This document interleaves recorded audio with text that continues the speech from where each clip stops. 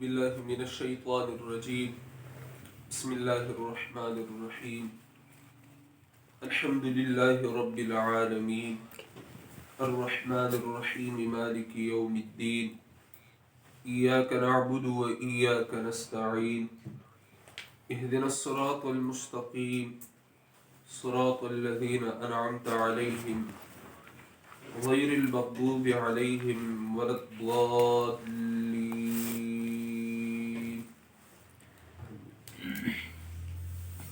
قرآن مقدس کتاب ایمان، کتاب توحید، کتاب نجات، کتاب ہدایت، کتاب انقلاب، اللہ تعالیٰ کی قربت حاصل کرنے کا واحد نسخہ، جنت کا پروانہ ملنے کا واحد نسخہ، جہنم سے امان پانے کا واحد نسخہ، کتاب الہی، کلام الہی، صفت الہی، علم الہی اور علوم کا نا ختم ہونے والا خزانہ، اس کے مقدمے کی حیثیت سورۃ الفاتحہ کو حاصل ہے، جو کہ زیر بحث ہے اور زیر تفسیر ہے۔ سورۃ الفاتحہ سورۃ الصلاۃ بھی ہے، سورۃ الحمد بھی ہے، سورۃ اساس القرآن بھی ہے، سورۃ التعلیم المسئلہ بھی ہے، سورۃ الشافیہ، سورۃ الرقیہ، سورۃ الوافیہ، سورۃ الکافیہ، سورۃ الکنز بھی ہے،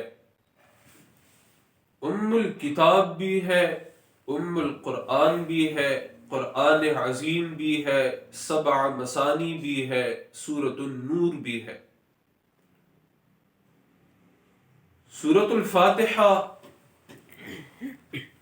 جیسے دیگر تمام سورتوں کا اپنا ایک دعویٰ ہوتا ہے، مقصد ہوتا ہے، اسی طرح سورۃ الفاتحہ کا مقصد ہے العبادۃ للہ وحدہ، کہ عبادت اللہ ہی کی جائے گی۔ عبادت کے جتنے اقسام ہیں، جتنے اجزاء ہیں، وہ اللہ ہی کے لیے کی جائے گی۔ سورت 3 حصوں میں تقسیم ہے۔ پہلا حصہ الحمدللہ رب العالمین الرحمن الرحیم مالک یوم الدین، ان ابتدائی 3 آیات پر مشتمل ہے۔ دوسرا حصہ ایاک نعبد و ایاک نستعین، آیت نمبر 4، اور تیسرا حصہ اہدنا الصراط المستقیم صراط الذین انعمت علیہم غیر المغضوب علیہم ولا الضالین، آیت نمبر 5 تا 7۔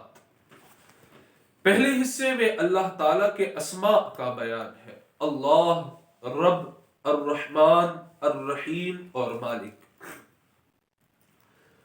اور یہ دراصل اللہ تعالیٰ کا حق ہے کہ ان تمام صفات سے متصف اللہ ہی کو مانا جائے، یہ اللہ کا حق ہے۔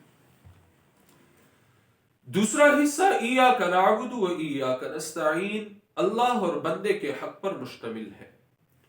ایک وہ حق ہے جو بندے کے ذمے اللہ تعالیٰ کا ادا کرنا واجب ہے، دوسرا وہ حق ہے جو اللہ تعالیٰ نے بطور تفضل، بطور فضل و کرم، بطور رحم و احسان اپنے ذمے بندے کا یہ حق ادا کرنا لازم ٹھہرایا ہے۔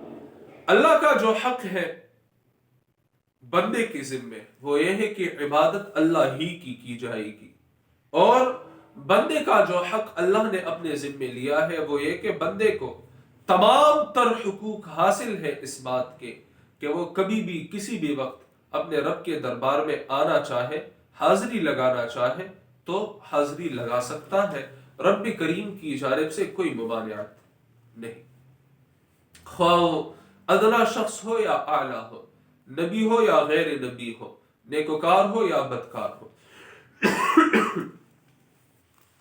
سب کو یہ حق حاصل ہے۔ اہدنا الصراط المستقیم سے ولا الضالین تک جو سورت کا تیسرا حصہ ہے، تو اس تیسرے حصے میں بندے کی دعا ہے اور ساتھ ساتھ 3 فرقوں کا اجمالاً بیان ہے۔ پہلے حصے پر کلام ہو چکا ہے اور دوسرا حصہ زیر بحث ہے۔ سورت کا جو دعویٰ ہے وہ ہے الحمدللہ، کہ عبادت اللہ ہی کی جائے گی۔ یہ ایاک نعبد، یہ تو اس کا نتیجہ ہے۔ جو دعویٰ ہے الحمدللہ کا سورت کا وہ ہے الحمدللہ، یعنی الوہیت کی جتنی صفات ہے، جتنی تعریفیں ہے، وہ اللہ ہی کے لائق ہے۔ یہ دعوی سورت ہے کہ الوہیت کی تمام تعریفیں اللہ ہی کے لیے ہے، اللہ کے سوا کسی کے لیے نہیں۔ نبی ہو، ولی ہو، شہید ہو، زندہ ہو، مردہ ہو، فرشتہ ہو، کوئی بھی ہو، الوہیت کی تعریف اللہ ہی کے لیے کی جائے گی۔ اس پر دلیل نمبر 1 رب العالمین، دلیل نمبر 2 الرحمن الرحیم، دلیل نمبر 3 مالک یوم الدین۔ اب ان تینوں دلائل کا نتیجہ جب یہ دعویٰ ثابت ہو گیا کہ الوہیت کی تعریفیں اللہ ہی کے لیے ہے، دلائل سے یہ دعویٰ مزین ہو گیا، تو اب اس کا نتیجہ ایاک نعبد، نتیجہ یہ نکلا کہ جو ہستی، جو ذات الوہیت کے صفات کے لائق ہے، وہی ہستی عبادت کے لائق ہے۔ جی، وہی ہستی عبادت کے لائق ہے۔ یہ الحمدللہ سے جو دعویٰ ہوا، اس پر 3 دلائل پیش ہوئے، ان تینوں دلائل کا نتیجہ ہے ایاک نعبد۔ پچھلے درس میں نے آپ سے وعدہ کیا تھا کہ ہم 3 عنوانات کو آگے بڑھائیں گے۔ ایک عنوان تعریف عبادت، دوسرا عنوان علت عبادت، تیسرا عنوان ثمرہ عبادت۔ تعریف عبادت، علت عبادت، ثمرہ عبادت۔ تعریف عبادت کی تعریف کیا ہے؟ عبادت کسے کہتے ہیں؟ علت عبادت، یہ عبادت ہم کیوں کرتے ہیں؟ اللہ ہی کی۔ اور ثمرہ عبادت، اللہ ہی کی عبادت کا ثمرہ اور نتیجہ۔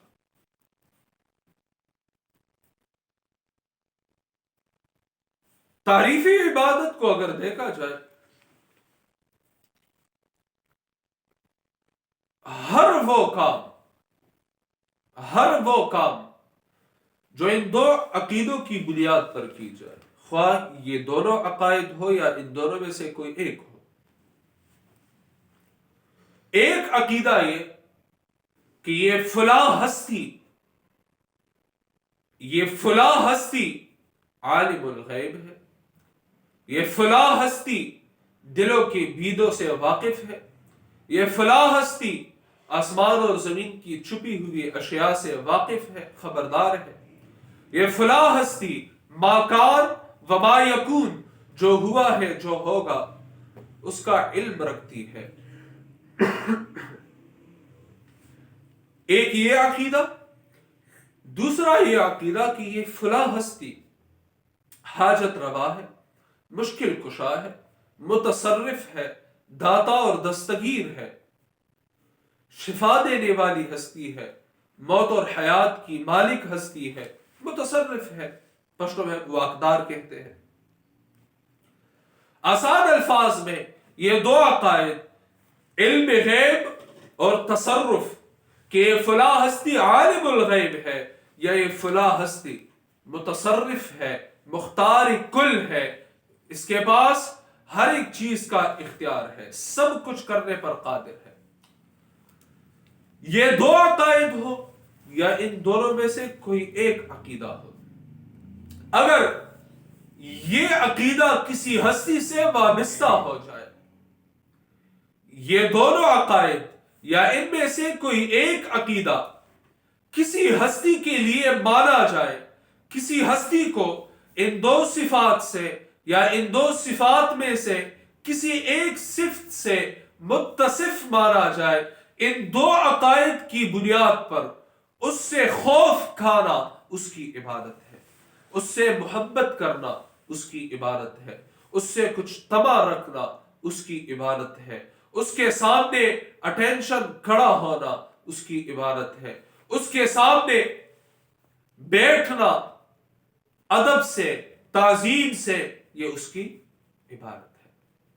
تو تعریف عبادت ایک تو لغوی تعریف ہے، لغت میں عبادت کہتے ہیں عاجزی کو، تزلزل، عاجزی، غلامی، بندگی، لیکن اصطلاحی شریعت کی روح سے دیکھا جائے تو اصطلاح میں عبادت کہتے ہیں یہ دو عقائد جو ہے، ایک یہ کسی ہستی کے عقیدہ علم غیب اور عقیدہ تصرف، ان دونوں میں سے کسی ایک عقیدے کی بنیاد پر کسی سے خوف کھانا اس کی عبادت، کسی سے طمع رکھنا اس کی عبادت، کسی سے محبت رکھنا اس کی عبادت، کسی کے سامنے کسی کا حکم ماننا اس کی عبادت ہو، یہ تمام عبادت کے زمرے میں آئی۔ مثال کے طور پر کوئی قبر ہے کسی ولی کی، کسی نبی کی، کسی شہید کی، اس کے سامنے ایک تو ہے کسی قبر کی زیارت کے لیے جانا، وہ تو رسول اللہ صلی اللہ علیہ وسلم نے اجازت عطا فرمائی ہے دو فائدوں کے لیے، ایک یہ کہ دنیا کی بے رغبتی پیدا ہو، دوسرا ہے کہ فکر آخرت دل میں بیدار ہو۔ لیکن کسی قبر کے پاس جانا، یہ عقیدہ رکھنا کہ یہ صاحب قبر میرے دل کے راز سے واقف ہے، مجھے دیکھ رہا ہے، میری سن رہا ہے اور میری حاجتوں کو پوری کر رہا ہے یا اللہ سے پوری کروا رہا ہے، اب اس عقیدے کی بنیاد پر اس قبر کی جانب جانا بھی شرک ہوگا، یہ اس کی عبادت ہوگی، اس قبر والے سے محبت اور عقیدت رکھنا بھی شرک۔ اب امام الانبیاء، سید الابرار، شفیع المذنبین، رحمت للعالمین، جناب محمد الرسول اللہ صلی اللہ علیہ وسلم، ان سے محبت کے بغیر کوئی شخص صاحب ایمان ہو سکتا ہے؟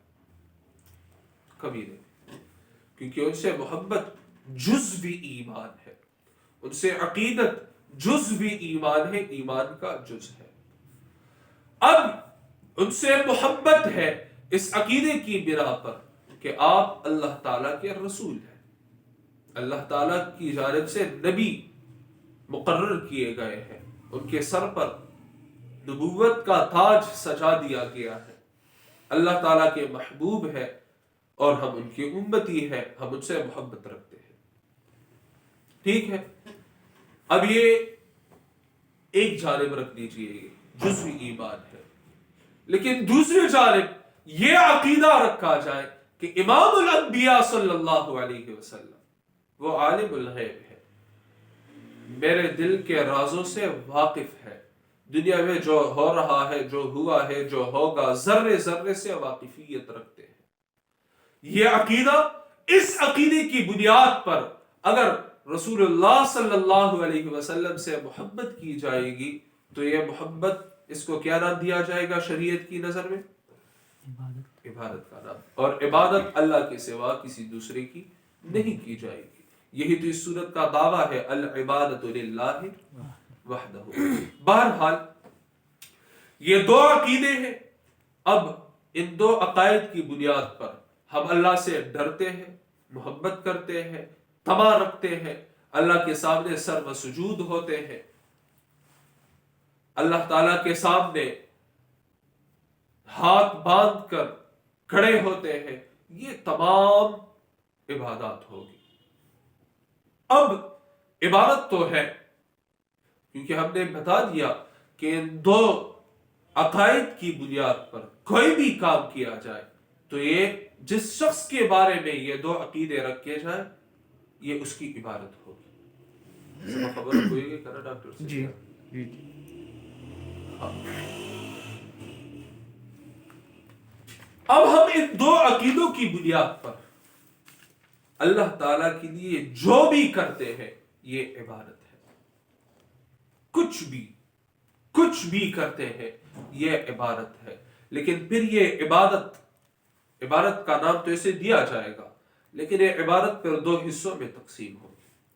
ایک مقبول عبادت اور ایک مردود عبادت.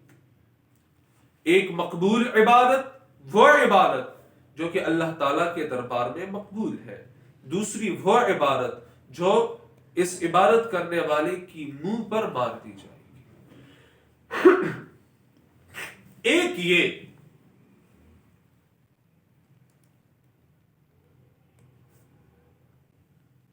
کہ عقیدہ توحید کا ہوگا، اللہ تعالیٰ کے ساتھ کسی کو شریک نہیں ٹھہرایا جائے گا.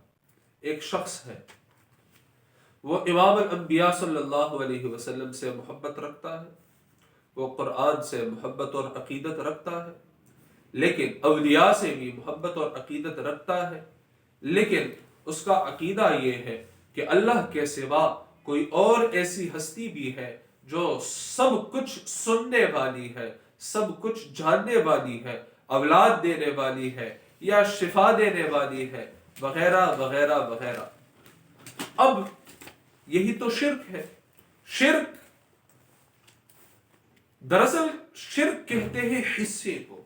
شرک عربی زبان میں کہتے ہیں حصے کو، پشتو میں ہم کہتے ہیں برخہ، حصہ.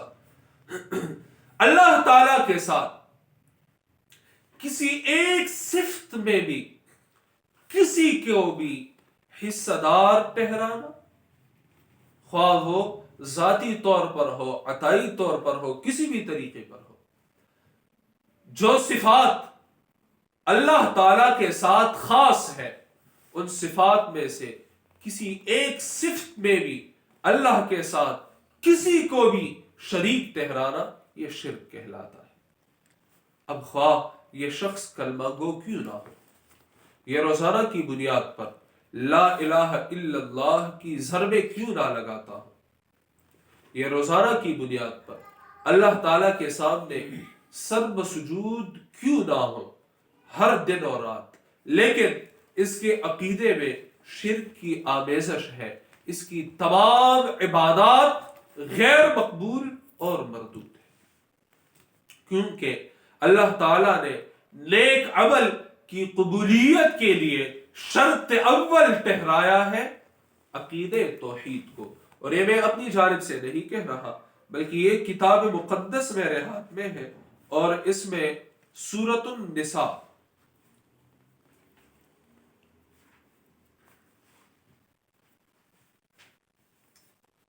آیت نمبر 124 پارہ نمبر 5. سورۃ النساء آیت نمبر 124 پارہ نمبر 5. اللہ تعالیٰ فرماتے ہیں وَمَن يَعْمَلْ مِنَ الصَّالِحَاتِ مِن ذَكَرٍ أَوْ أُنثَىٰ وَهُوَ مُؤْمِنٌ فَأُولَٰئِكَ يَدْخُلُونَ الْجَنَّةَ وَلَا يُظْلَمُونَ نَقِيرًا. اور جو شخص نیک عمل کرتا ہے، خواہ وہ مرد ہو یا عورت ہو، وَهُوَ مُؤْمِنٌ، شرط یہ ہے کہ وہ موحد ہو، فَأُولَٰئِكَ يَدْخُلُونَ الْجَنَّةَ، تو یہ لوگ جنت میں داخل ہوں گے، وَلَا يُظْلَمُونَ نَقِيرًا، اور ان پر معمولی سا ظلم بھی نہیں کیا جائے گا. اب یہاں کھجور کی گٹلی جی نہیں اب یہاں موجود نہیں، ورنہ میں آپ کو بتا دیتا کہ نقیر کسے کہتے ہیں. قرآن مقدس میں یہ 3 الفاظ استعمال ہوتے ہیں: نقیر، فتیل، قطمیر. نقیر، فتیل، قطمیر، اور یہ تینوں الفاظ کھجور کی گٹلی سے وابستہ ہے. آپ اگر کھجور کی گٹلی کو دیکھتے ہیں تو اس کے اوپر ایک جالی سی ہوتی ہے، ایک جالی سی، حالانکہ جالی ہوتی ہے اردو کے ڈاکٹر سے جی ہاں، ایک جالی سی ہوتی ہے، تو اسے عربی میں کہتے ہیں قطمیر، اور یہ لفظ سورۃ فاطر میں مستعمل ہے. اور فتیل بلکہ پہلے فتیل کی جانب آ جاتے ہیں. یہ کھجور کی گٹلی کے درمیان میں اگر آپ دیکھ لیں، بالکل درمیان میں ایک تار سا ہوتا ہے، ایک دھاگا سا ہوتا ہے، اس دھاگے کو کہتے ہیں فتیل. اور نقیر، یہ کھجور کی گٹلی جو ہوتی ہے، اس کی یہ پشت کی جانب اگر آپ دیکھ لیں ایک چھوٹا سا ڈاٹ ہوتا ہے، پشت کی جانب ایک چھوٹا سا ڈاٹ ہوتا ہے، نقطہ ہوتا ہے، اسے کہتے ہیں نقیر. تو اللہ فرماتی اس نقیر کے برابر بھی کسی پر ظلم نہیں کیا جائے گا. اسی طرح یہی بات قرآن مقدس میں غالباً سورۃ النحل میں اللہ تعالیٰ یہی بات ارشاد فرماتے ہیں. آپ دیکھ لیں پارہ نمبر 14 سورۃ النحل. اب مجھے آیت تو پوری طرح یاد نہیں آ رہی، لیکن جی، سورۃ النحل آیت نمبر 97، پارہ نمبر 14 سورۃ النحل آیت نمبر 97. اللہ فرماتے ہیں من عمل صالحا من ذکر او انثى وهو مؤمن، وہ شخص جس نے نیک عمل کیا، مرد ہو یا عورت ہو، شرط یہ کہ وہ موحد ہو. فَلَنُحْيِيَنَّهُ حَيَاةً طَيِّبَةً، ہم اسے خوبصورت اور خوشیوں بھری زندگی عطا فرمائیں گے. تو نیک عمل کی قبولیت کے لیے جو بنیادی شرط ہے وہ ہے عقیدہ توحید. اب ایک شخص ہے، وہ عبادات تو ساری زندگی کرتا رہے، اب یہ عمل مقبول ہے یا نہیں، اس کے لیے شرط اول عقیدہ توحید ہے. شرک تمام اعمال کو غارت کر دیتا ہے، شرک تمام اعمال کو غارت کر دیتا ہے. یہ الگ بات ہے کہ ہمارے مسلمانوں کی یہ خام خیالی ہے اور یہ غلط فہمی ہے کہ ایک شخص مؤمن ہو تو ایمان کی حد وہ کبھی شرک نہیں کر سکے گا. نہیں، ایسا ہوتا ہے. قرآن مقدس کی گواہی ہے. سورۃ یوسف پارہ نمبر 13 آیت نمبر 106. سورۃ یوسف پارہ نمبر 13 آیت نمبر 106. وَمَا يُؤْمِنُ أَكْثَرُهُمْ بِاللَّهِ إِلَّا وَهُمْ مُشْرِكُونَ. اللہ فرماتے ہیں اور اکثریت لوگ اللہ تعالیٰ پر ایمان لانے کے ساتھ ساتھ شرک کی مرض میں بھی مبتلا ہوتے ہیں. ایمان بھی لاتے ہیں اور ایمان لانے کے ساتھ ساتھ کرونا ایمان لانے کے ساتھ ساتھ وہ شرک کی مرض میں بھی مبتلا ہوتے ہیں. وَمَا يُؤْمِنُ أَكْثَرُهُمْ بِاللَّهِ إِلَّا وَهُمْ مُشْرِكُونَ. تو شرک تمام اعمال کو غارت کر دیتا ہے. آپ اگر دیکھ لیں سورۃ المائدہ نہیں، سورۃ الانعام غالباً آیت نمبر 88، سورۃ الانعام پارہ نمبر 7. میں آپ سے کہہ چکا ہوں کوئی بھی بات میں بغیر دلیل کے کروں تو آپ کو یہ حق حاصل ہے کہ مجھ سے دلیل کا مطالبہ آپ فرما دیں.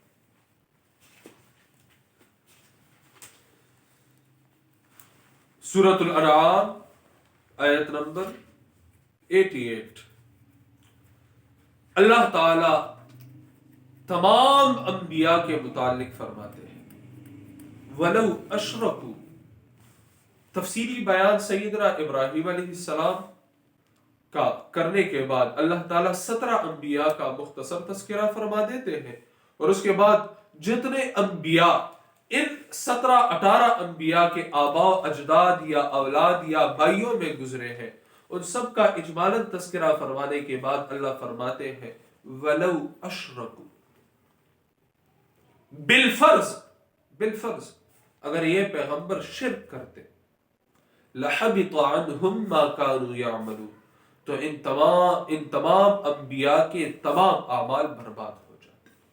نبی کے اعمال بھی بالفرض اگر وہ کبھی شرک کرے تو اس کے تمام اعمال برباد ہو جاتے ہیں. اسی طرح سورۃ الزمر آیت نمبر 65 پارہ نمبر 24. سورۃ الزمر پارہ نمبر 24 آیت نمبر 65. اللہ فرماتے ہیں وَلَقَدْ أُوحِيَ إِلَيْكَ وَإِلَى الَّذِينَ مِن قَبْلِكَ لَئِنْ أَشْرَكْتَ لَيَحْبَطَنَّ عَمَلُكَ وَلَقَدْ أُوحِيَ إِلَيْكَ وَإِلَى الَّذِينَ مِن قَبْلِكَ، اے میرے محبوب میں نے آپ کو بھی یہ وحی فرمائی ہے، آپ سے پہلے جتنے انبیاء اور رسل گزرے ہیں ان تمام کو میں نے یہ وحی فرمائی ہے کہ لئن اشرکت، اگر تم نے شرک کیا، لیحبطن عملک، تو تمہارے سارے اعمال برباد ہو جائیں، وَلَتَكُونَنَّ مِنَ الْخَاسِرِينَ، اور تم خسارہ پانے والوں میں شامل ہو جاؤ گے، وَلَتَكُونَنَّ مِنَ الْخَاسِرِينَ۔ بہرحال عبادت کے لیے، عبادت کی قبولیت کے لیے پہلی شرط وہ یہ ہے کہ اللہ تعالیٰ کے ساتھ کسی بھی عبادت میں کسی کو بھی شریک نہ ٹھہرایا جائے، یہ شرط اول ہے۔ اب ایک شخص موحد ہے، مؤمن ہے، عقیدے میں کوئی کوتاہی نہیں، اس کے بعد دو مزید شرائط ہیں۔ امام ابن کثیر رحمۃ اللہ علیہ وہ اپنی تفسیر میں ذکر فرماتے ہیں اور سورۃ البقرہ میں ہی کہ ان للعمل المتقبل شرطین، ان للعمل المتقبل شرطین، اور یہ قرآن مقدس کی آیت سے بات ہو رہی ہے۔ امام ابن کثیر رحمۃ اللہ علیہ اسی آیت کریمہ کی تفسیر کرتے ہوئے یہ فرماتے ہیں، آیت نمبر 112 سورۃ البقرہ آیت نمبر 112 کہتے ہیں اسلم وجہہ للہ وہو محسن، تو اس کے ذیل میں وہ فرماتے ہیں ان للعمل المتقبل شرطین، کسی عمل کی قبولیت کے لیے دو شرائط ہیں، کسی عمل کی قبولیت کے لیے یعنی کہ وہ عمل متقبل بھی بن جائے، متقبل اللہ کے دربار میں قبولیت، کسی عمل کے متقبل ہونے کے لیے اللہ کے دربار میں قبولیت کے لائق ہونے کے لیے دو شرائط ہیں، دو، احدہما ان یکون خالصا لوجہ اللہ تعالی، سب سے جو بنیادی شرط ہے وہ یہ ہے کہ عبادت اللہ ہی کے لیے کی جائے گی، اس میں اخلاص ہوگا، اس میں ریا نہ ہوگی۔ میں آپ کو درس کی ابتدا میں جو آداب میں نے بیان کیے تھے تو اس میں سے ایک بنیادی ادب تھا اصلاح نیت، اخلاصی نیت، کہ ہماری نیت خاص اللہ تعالیٰ کی رضا کی ہوگی، نہ آہ اور واہ کے پیچھے جائیں گے اور نہ کسی کی تعریف کے طلبگار ہوں گے اور نہ اوٹ اور نوٹ کی طلب ہوگی۔ تو سب سے جو پہلی شرط ہے ان یکون خالصا لوجہ اللہ تعالی، یہ ایک شرط ہے۔ والثانی ان یکون صوابا موافقا للشریعہ، والثانی ان یکون صوابا موافقا للشریعہ، اور دوسری شرط یہ ہے ان یکون صوابا، کہ وہ عمل درست ہو۔ درست کا مطلب کیا ہے؟ موافقا للشریعہ، کہ وہ شریعت کے مطابق ہو۔ شریعت نام ہے قرآن اور سنت کا، بس۔ اب اجماع ہے، قیاس ہے، وغیرہ وغیرہ وغیرہ، یہ سب قرآن کے ضمن میں قرآن اور سنت کے تحت چلیں گے، قرآن اور سنت کے خلاف نہیں۔ بنیادی جو ہمارے اصول ہے وہ دو ہے، قرآن اور سنت۔ تو ایک عمل ہے قرآن کے مطابق ہے، ٹھیک ہے، سنت کے مطابق ہے، ٹھیک ہے، قرآن اور سنت سے اس کے متعلق کوئی اثر اور کوئی بنیاد ملتی ہے، ٹھیک ہے، لیکن اپنی جانب سے کوئی عمل گھڑا جائے، گھڑ لیا جائے اور اس پر عبادت کا لیبل لگا دیا جائے تو یہ عبادت اللہ کے دربار میں قبول نہیں ہوگی۔ ضروری یہ ہے کہ کسی بھی کام کو عبادت قرار دینے سے پہلے کہ یہ کام ثواب کا کام ہے، یہ کام دین کا کام ہے، یہ کام خیر کا کام ہے، اس کے لیے بنیادی شرط یہ ہے کہ ہم دیکھیں کہ اللہ تعالیٰ نے اس سے متعلق کیا ارشاد فرمایا ہے، رسول اللہ صلی اللہ علیہ وسلم کے فرامین اور آپ کی سنت، اس سے متعلق آپ کے افعال کیا ہے ہمارے پاس، اور رسول اللہ صلی اللہ علیہ وسلم کے جو تلامذہ ہے، جو اصحاب رسول ہے صلی اللہ علیہ وسلم، ان کا اس عمل کے متعلق کیا طرز عمل ہے، ان کا کیا فتویٰ ہے، ان کی کیا رائے ہے۔ تو ہم اس ترتیب سے اگر ہم چلیں گے، ایک عمل، ایک شخص ہے وہ موحد ہے، عقیدے میں کوئی گڑبڑ اور کوئی شرک نہیں، وہ جو عمل کر رہا ہے اس میں اخلاص ہے اور وہ عمل قرآن و سنت کے مطابق ہے، بس یہ عبادت ہے۔ لیکن اگر کوئی عمل قرآن و سنت کے مطابق نہیں، اس پر خواہ 1000 بار عبادت کا لیبل لگا دیا جائے، وہ عبادت مقبول نہیں ہو سکتی۔ مثال کے طور پر آپ سجدوں کو لے لیجئے، ایک رکعت میں کتنے سجدے ہوتے ہیں؟ 2۔ اگر کوئی شخص یہ گمان کرے اور یہ خیال کرے اور اس پر عمل بھی کرے اور اس بات کی پرچار بھی کرے کہ دیکھیے سجدہ ہے، عبادت ہے، رسول اللہ صلی اللہ علیہ وسلم نے تو کبھی بھی منع نہیں فرمایا کہ نہیں تم نے کسی بھی رکعت میں 3 سجدے نہیں لگانے، 4 نہیں لگانے، 5 نہیں لگانے، 6 نہیں لگانے، نہیں۔ لہٰذا چونکہ یہ ثواب کا کام ہے، یہ دین کا کام ہے، یہ خیر کا کام ہے، اس اضافے میں کوئی مذائقہ نہیں، تو کیا اس کی اس عبادت کو ہم متقبل کہہ سکیں گے؟ کبھی بھی نہیں۔ کیوں؟ کیونکہ یہ عمل قرآن اور سنت کے مطابق نہیں۔ مثال لے لیجئے آپ اذان کی، اذان کے آخر میں کلمہ ہے لا الہ الا اللہ، ساتھ محمد الرسول اللہ نہیں۔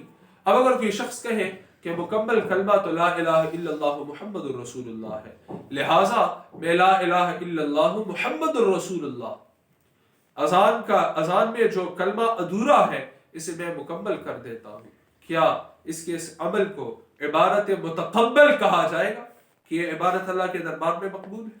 کبھی نہیں، بلکہ یہ بدعت کہلائے گا، یعنی دین میں ایک نیا اضافہ۔ مثال کے طور پر دیکھیے آذان ہے، رسول اللہ صلی اللہ علیہ وسلم کے دور میں آذان ہوتی تھی، بے شک، مصیبتیں آتی تھی، بے شک، مصائب آتے تھے، بے شک، صحابہ کرام کے دور میں بھی مصیبتیں، مشکلات، مصائب، وبائیں یہ سب آئی تھی، ان کو آذان کا بھی علم تھا، آذان کے برکات کا بھی ان کو علم تھا، مصیبتیں بھی آئی تھی، لیکن کبھی انہوں نے یہ نہیں کیا کہ کسی ایک آذان کو وبا کے دفع کے لیے خاص کر دی جائے اور چھتوں پر چڑھ کر رات کے 10 بجے وہ اذانیں دینے شروع کرے تاکہ یہ وبا اور یہ مصیبت دفع ہو۔ سوال یہ ہے کہ ہم یہ کرتے ہیں، کیا رسول اللہ صلی اللہ علیہ وسلم اور صحابہ کرام عبادت کو نہیں سمجھتے؟ ان سے ثابت نہیں، لہٰذا یہ دین نہیں۔ ہاں دنیاوی امور ہو وہ الگ بات ہے۔ بعض لوگ کہتے ہیں کہ رسول اللہ صلی اللہ علیہ وسلم اور صحابہ نے تو جہاز میں سفر بھی نہیں کیا، جناب اسے کوئی بھی دین نہیں کہتا، وہ دین نہیں، وہ دنیاوی امور ہے، یہاں بات دین کی چل رہی ہے۔ اسی طرح ذکر ہے، رسول اللہ صلی اللہ علیہ وسلم اللہ تعالیٰ کی کثرت سے ذکر فرمانے والے تھے، صحابہ کرام کا بھی یہی حال تھا، اللہ تعالیٰ ہم گناہگاروں کو بھی توفیق عنایت فرمائے۔ ذکر وہ کرتے تھے اور خوب کرتے تھے، بکثرت کرتے تھے، لیکن کبھی ان سے یہ ثابت نہیں کہ مثال کے طور پر 10-20 افراد کا حلقہ لگا اور ایک شخص بآواز بلند کہے لا الہ الا اللہ، اور یہ جو دیگر افراد ہے وہ بھی اس کے ساتھ، اس شخص کے ساتھ مل کر ایک ہی آواز میں بلند آواز سے لا الہ الا اللہ یا اللہ اکبر یا سبحان اللہ کا ورد شروع کرے۔ اس قسم کے ذکر کا ثبوت نہ رسول اللہ صلی اللہ علیہ وسلم سے ہے، نہ صحابہ کرام سے ہے، نہ تابعین اور اتباع تابعین، بلکہ یہ بعد والوں کی ایجاد ہے۔ تو عبادت 2 اقسام ہے عبادت کی، ایک متقبل جو اللہ کے دربار میں مقبول ہے، دوسرے وہ جو مردود ہے۔ سب سے پہلے جو شرط ہے کسی عبادت کے لیے تو وہ یہ ہے کہ وہ شخص جو عبادت کر رہا ہے اس کا عقیدہ توحید۔ دوسرے نمبر پر جو اس کے بعد 2 شرائط ہے کسی موحد کے لیے، وہ یہ ہے کہ اس عمل میں اخلاص ہو اور وہ عمل قرآن و سنت کے مطابق ہو، شریعت مطہرہ کے مطابق ہو، تو یہ کہلائے گا عبادت۔ عبادت کے ضمن میں ہم دیکھیں گے رسول اللہ صلی اللہ علیہ وسلم اور صحابہ کرام رضی اللہ عنہم اجمعین کو کہ ان کا کیا طرز عمل ہے۔ آج تو ہر شخص اہل سنت والجماعت کا جو یہ لقب ہے تو ہر شخص یہ چاہتا ہے کہ یہ میرے نام کر دیا جائے، لیکن امام ابن کثیر رحمۃ اللہ علیہ سورۃ الاحقاف آیت نمبر 9 کے تحت غالباً پارہ نمبر 26 سورۃ الاحقاف لسبقونا الیہ،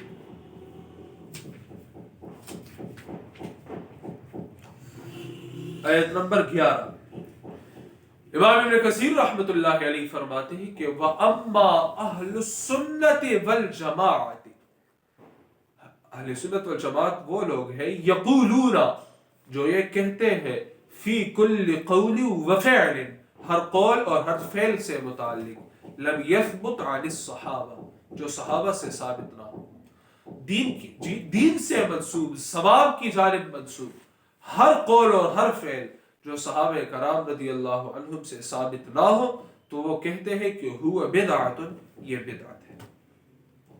تو امام ابن کثیر رحمۃ اللہ علیہ اہل سنت والجماعت کی یہ تعریف فرماتے ہیں۔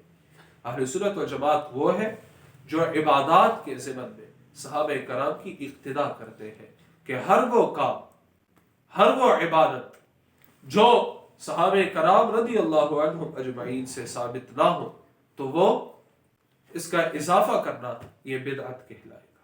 کیوں؟ لأنه لو كان خيرا لسبقونا إليه، وجہ ہے کہ اگر یہ کام دین کا کام ہوتا، ثواب کا کام ہوتا، خیر کا کام ہوتا تو یہ صحابہ کرام ہم سے پہلے اس کام کی جانب بڑھ جاتے۔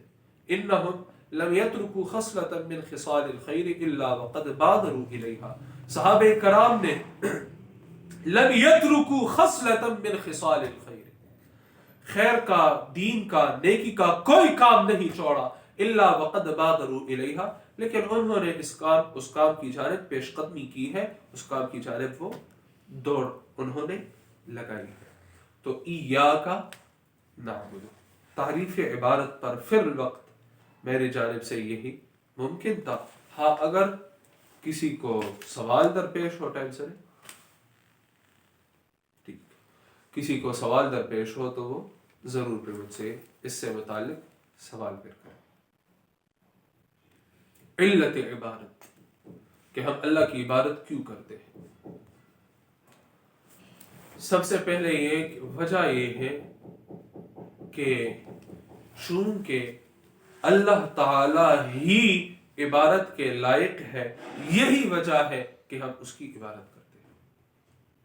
سوال یہ ہے کہ ہم اللہ کی عبادت کیوں کرتے ہیں؟ علت عبادت، تو وجہ کیا ہے جو ہمیں اسی سورۃ الفاتحہ سے معلوم ہوتی ہے۔ دعویٰ ہو گیا الحمدللہ، 3 دلائل اس پر پیش ہو گئے۔ جب دعویٰ ثابت ہو گیا تو یہ معلوم ہوا ایاک نعبد سے کہ عبادت کے لائق اللہ ہی ہے۔ عبادت کے لائق وہی ہستی ہو سکتی ہے جو الوہیت کے صفات سے متصف ہو، اور وہ اللہ ہی ہے۔ بس چونکہ عبادت، لائق عبادت، معبود برحق اللہ ہی ہے، لہٰذا ہم اسی کی عبادت کرتے ہیں۔ دوسرے نمبر پر اگر ہم دیکھ لیں تو چونکہ اللہ تعالیٰ نے ہمیں عبادت کرنے کا حکم دیا ہے، اس وجہ سے ہم اللہ تعالیٰ کی عبادت کرتے ہیں۔ آپ اگر سورۃ الفاتحہ کے بعد سورۃ البقرہ کو دیکھ لیں، جہاں دوسری رکوع ختم ہو کر تیسری رکوع شروع ہوتی ہے، آیت نمبر 21، تو اللہ تعالیٰ بنی نوع انسان کو مخاطب کر کے فرماتے ہیں یا ایہا الناس اعبدوا، جی یا ایہا الناس، اے تمام لوگوں، اعبدوا ربکم، اپنے رب ہی کی عبادت کرو، اعبدوا ربکم۔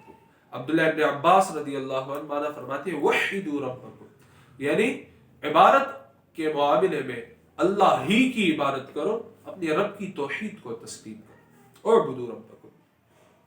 تو علت نمبر 1، ہم اللہ کی عبادت کیوں کرتے ہیں؟ ڈاکٹر سے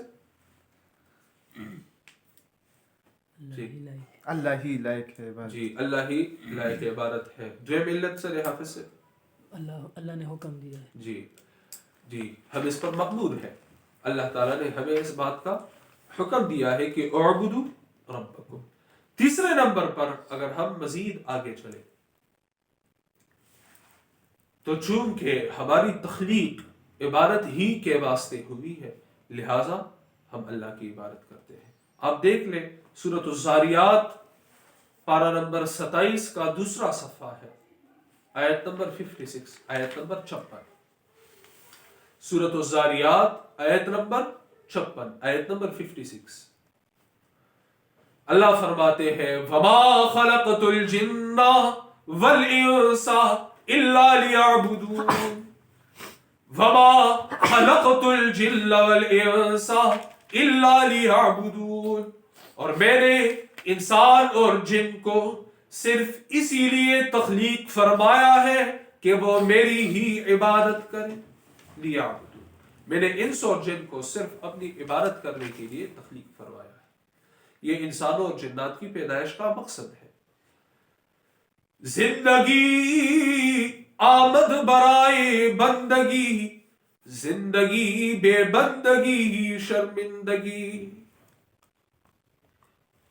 جی، زندگی آمد برائے بندگی، زندگی بے بندگی شرمندگی۔ اور ایک عالم گزرے ہیں جو شاعر بھی ہے، اب واللہ عالم کیسے تھے کیسے نہیں، مجھے ان سے متعلق ان کے متعلق کوئی زیادہ معلومات تو ہے نہیں، غالباً صوفی قسم کے تھے، ملا جامی۔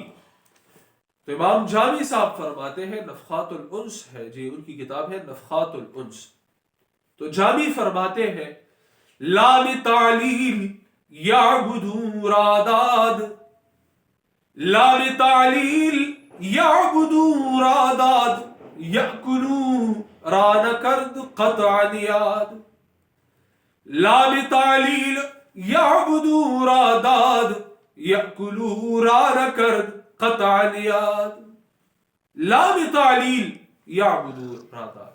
دیکھیے اللہ فرماتے ہیں میں نے انسان اور جنات کو پیدا کیا ہے لیعبدون، یہ لام جو ہے لام تعلیل ہے، لیعبدون تاکہ یہ میری عبادت کرے، تاکہ یہ لام تعلیل اس لیے کہ یہ میری عبادت کرے۔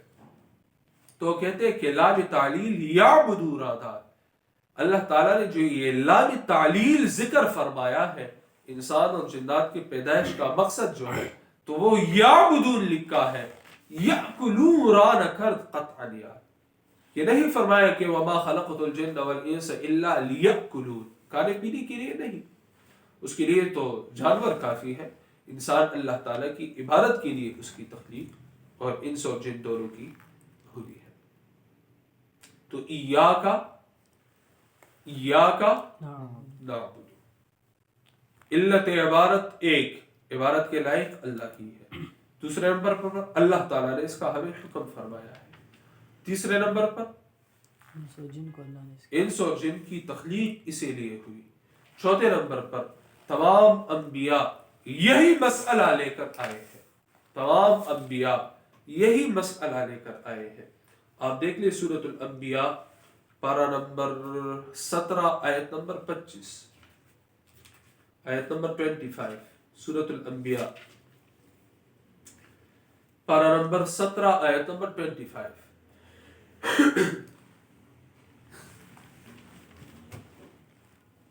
رونوستو کنا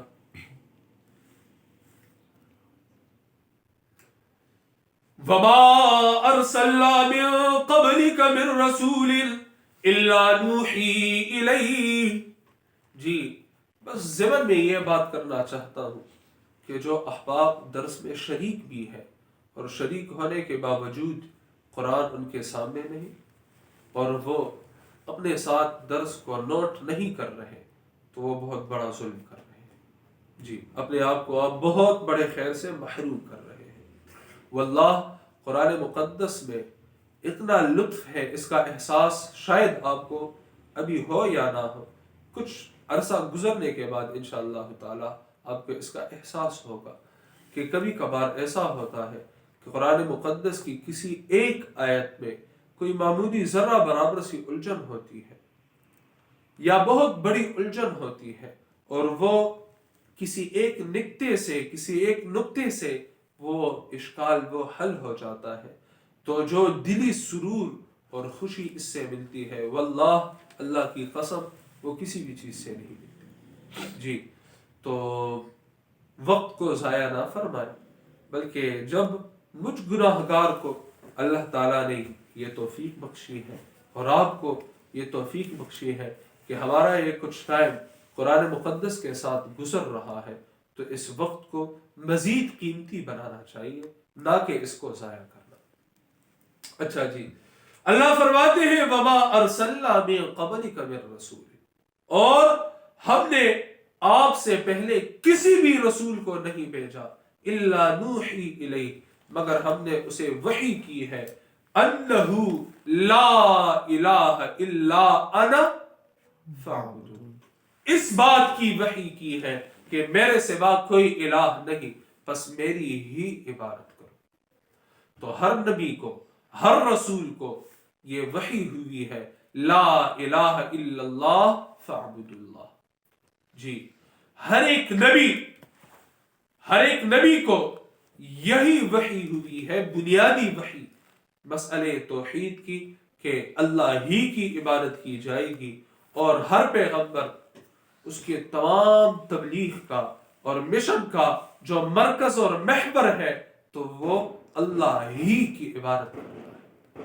آپ دیکھ لو قرآن مقدس میں، اگر آپ سورۃ الاعراف کو دیکھتے ہیں تو سورۃ الاعراف میں اللہ تعالیٰ سیدنا نوح علیہ السلام کا بیان فرماتے ہیں کہ وہ اپنی قوم کی جانب آ کر کہنے لگے اعبدوا اللہ ما لکم من الہ غیرہ۔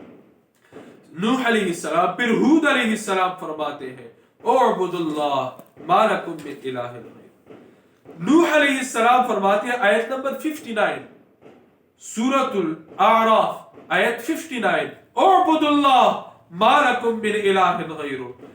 ہود علیہ السلام فرماتے ہیں آیت نمبر 65 میں اعبدوا اللہ ما لکم من الہ غیرہ۔ سیدنا صالح علیہ السلام فرماتے ہیں آیت نمبر 73 میں اعبدوا اللہ ما لکم من الہ غیرہ۔ سیدنا شعیب علیہ السلام فرماتے ہیں اعبدوا اللہ ما لکم من الہ غیرہ، آیت نمبر 85۔ جتنے بھی انبیاء مبعوث ہوئے ہیں، آپ انہی انبیاء کی تقریروں کو اگر آپ سورۃ الشعراء میں دیکھتے ہیں، وہاں بھی آپ کو یہی الفاظ ملیں گے، اعبدوا اللہ اعبدوا اللہ اعبدوا اللہ اعبدوا اللہ۔ ہر نبی کا یہی پیغام ہے، اور تمام آسمانی کتابوں میں بھی یہی مسئلہ ہے کہ عبادت اللہ ہی کی جائے گی۔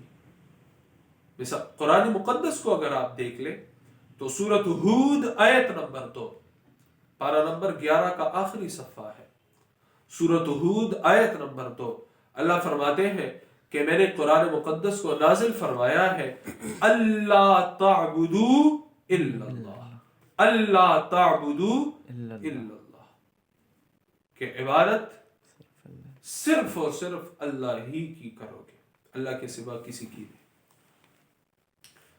اور ایک علت تو یہ ہے کہ چونکہ بڑے جو لوگ ہیں، بڑے لوگوں کی جو تعریف اللہ نے فرمائی ہے، تو وہ صفت عبادت سے ان کی صفت معبودیت جو ہے، عابدیت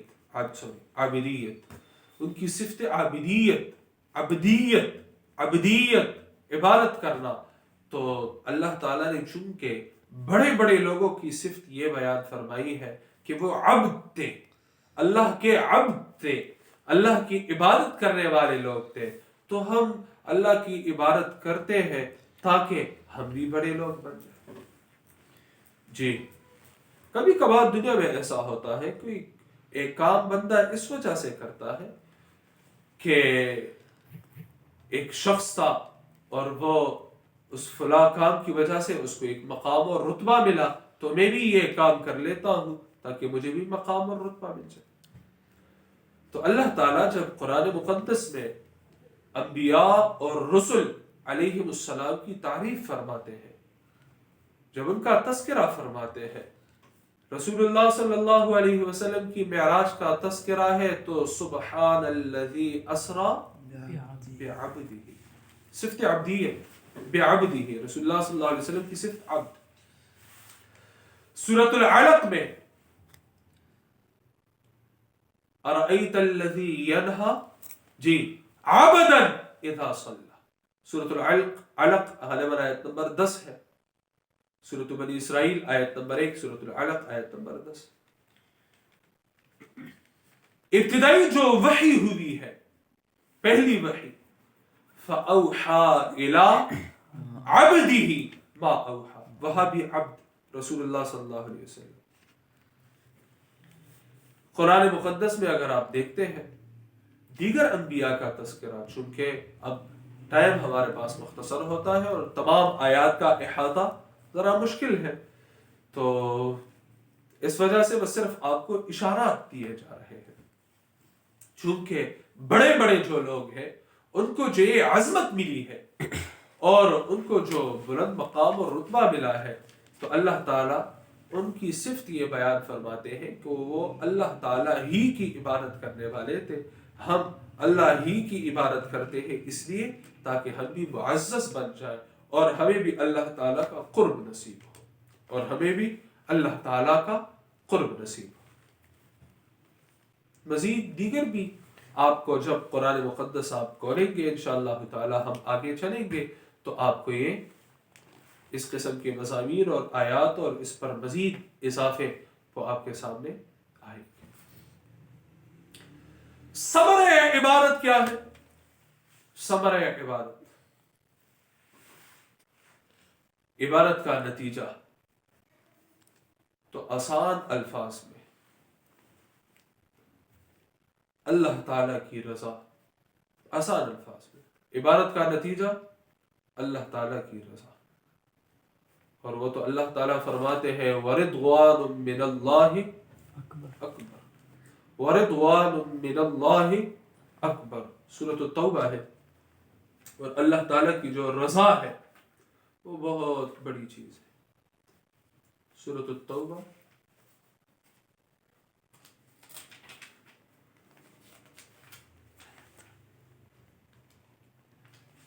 وَرِضْوَانٌ مِّنَ، آیت نمبر 72، پارہ نمبر 10، وَرِضْوَانٌ مِّنَ اللَّهِ، اور اللہ کی رضا بہت بڑی چیز ہے۔ تو عبادت کا ثمرہ، نتیجہ اللہ تعالیٰ کی رضا، اور اللہ تعالیٰ پھر اپنی رضا کے بدلے میں اس دنیا میں بھی بندے کو اطمینان اور سکون سے نوازتا ہے، اور پھر اس دنیا کے بعد جو حالات ہے برزخ کے، قیامت کے اور آخرت کے، تو اس میں بھی بندے کا سرخرو ہونا۔ تو سب سے پہلے ہم نے آج عبادت کی تعریف کی، تعریف عبادت، اس کے بعد علت عبادت، اس کے بعد ثمرہ عبادت۔ تعریف عبادت یہ دو صفات ہے، کسی کے بارے میں یہ عقیدہ رکھنا کہ وہ عالم الغیب ہے، وہ متصرف ہے، حاجت روا اور مشکل کشا ہے۔ ان دو عقیدوں میں سے کسی ایک عقیدے کی بنیاد پر بھی کسی کے لیے بھی کچھ بھی کیا جائے، اس سے خوف کھائی جائے، اس سے محبت کی جائے اور اس کا حکم تسلیم کر دیا جائے، تو یہ اس کی عبادت ہے۔ باقی عبادت کے مفہوم میں بڑی وسعت ہے انشاءاللہ تعالی۔ اب کچھ تفصیلات یہاں ہو گئی، کچھ انشاءاللہ تعالی آیت نمبر 21 میں ہوگی، تو آپ کے سامنے یہ باتیں آئے گی تفصیل سے سورۃ البقرہ آیت نمبر 21 میں۔ اور پھر عبادت کی دو اقسام، ایک متقبل عبادت، ایک غیر متقبل عبادت۔ ایک وہ جو اللہ تعالیٰ کی دربار میں مقبول ہے، اور جس کے لیے بنیادی شرط یہ ہے کہ عقیدہ توحید ہو اور وہ عمل اللہ کے حکم کے مطابق ہو، رسول اللہ صلی اللہ علیہ وسلم کی سنت، صحابہ کرام کے طریقے کے مطابق ہو، اور اس میں اخلاص ہو۔ ٹھیک ہے۔ دوسری جانب عبادت کی دوسری قسم وہ عبادت جو مردود عبادت ہے، جو اللہ کے دربار میں مقبول نہیں، تو وہ کون سی کہ عقیدہ شرک کا ہو، یا اس عمل میں اخلاص نہ ہو، یا اس میں شریعت کا طریقہ موجود نہ ہو۔ علت عبادت، چونکہ لائق عبادت اللہ ہے لہٰذا ہم اللہ ہی کی عبادت کرتے ہیں، اور اسی طرح اللہ تعالیٰ کا حکم ہے، ہماری تخلیق اسی مسئلے کے لیے ہوئی ہے، اسی مسئلے میں عزت اور عظمت ہے، اور اسی طرح جنہوں نے اللہ کی عبادت کی ہے تو ان کی صفت اللہ تعالیٰ نے صفت عبدیت، تو لہٰذا ہم بھی ان کے نقش قدم پر چلتے ہیں. اور بلم سوئی ڈاکٹر صاحب بلے لکسن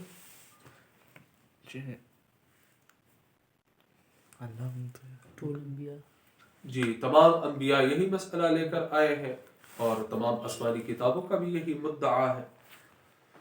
اور ثمر عبادت کہ اس میں اللہ تعالیٰ کی رضا ہے، اور پھر اللہ تعالیٰ اپنی رضا کے بدلے میں جنت بھی دے گا. اور جو اللہ تعالیٰ کی مرضی ہے، اللہ کے پاس نعمتوں کی کمی نہیں. بس اللہ تعالیٰ ہماری دعا یہ ہونی چاہیے کہ اللہ تعالیٰ ہمیں اپنی رضا سے نواز دے. اور اللہ تعالیٰ ہم سے، میرے دادا محترم اللہ تعالیٰ انہیں شفا کامل عاجلہ عطا فرمائے، تو وہ جب دعا فرماتے ہیں اور خصوصاً میری والدہ سے جب وہ ہم کلام ہوتے ہیں تو ان کی یہ دعا ہوتی ہے کہ ان کی جو سب سے قیمتی دعا تو وہ یہ ہوتی ہے کہ اللہ درنا رضا شاہ، اللہ درنا رضا شاہ. اور پھر فرماتے ہیں کہ اللہ تعالی نہیں، اللہ درنا رضا شاہ، پھر فرماتے ہیں دا سے رضا، ایسی رضا کہ اس کے بعد ناراضگی نہ ہو، ایسی رضا کہ اس کے بعد ناراضگی نہ ہو. پھر خود وضاحت فرماتے ہیں کہ جس رضا کے بعد ناراضگی ہو سمجھو کہ وہ رضائے الہی نہیں. رضا تو وہ ہے جس کے بعد ناراضگی کا کوئی جگہ ہی نہ ہو. تو بس یہ دعا ہونی چاہیے کہ اللہ تعالیٰ ہم اور آپ سے راضی ہو، ایسی رضا کہ اس کے بعد کوئی ناراضگی نہ ہو. اور ہمیں اللہ تعالیٰ قرآن و سنت کی سمجھ بوجھ عطا فرمائے. وصلی اللہ تعالیٰ علی خیر خلقہ محمد وعلی آلہ واصحابہ اجمعین برحمتک یا ارحم الراحمین.